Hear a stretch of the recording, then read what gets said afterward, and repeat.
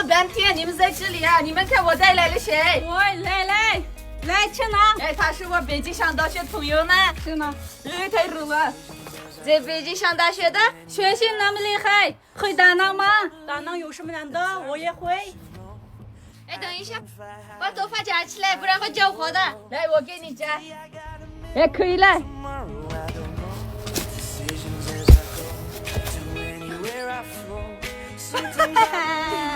还是我自己来吧。哎呀，立秋都过了，怎么还这么热？秋老虎太狠了，南坑一烤，快把人烤干了。真的扛不住了，咱们这边茶店打囊太受罪了，全身都是汗。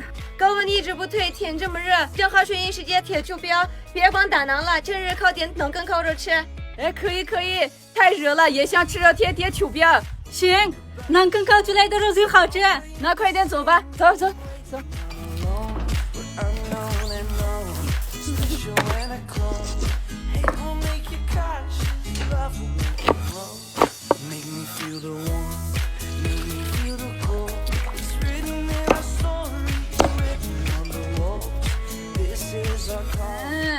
这个串儿我自己吃完。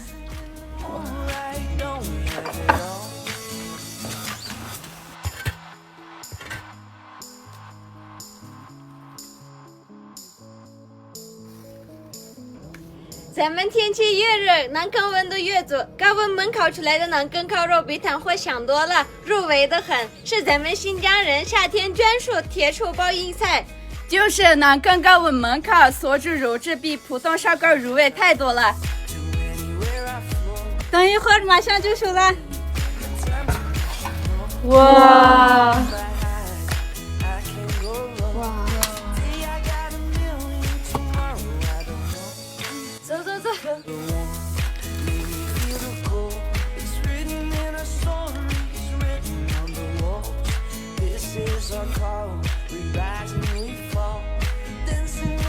外面热死了，还好屋里有空调，特别凉快，在屋里吃饭太舒服了。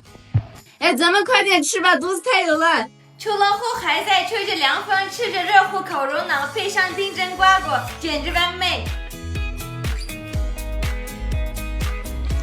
虽然立秋了，但高温一点没退。夏天的快乐就是热天忙活完，踏踏实实贴个秋膘。对呀，咱们三个一起干活，一起吃饭，太开心了。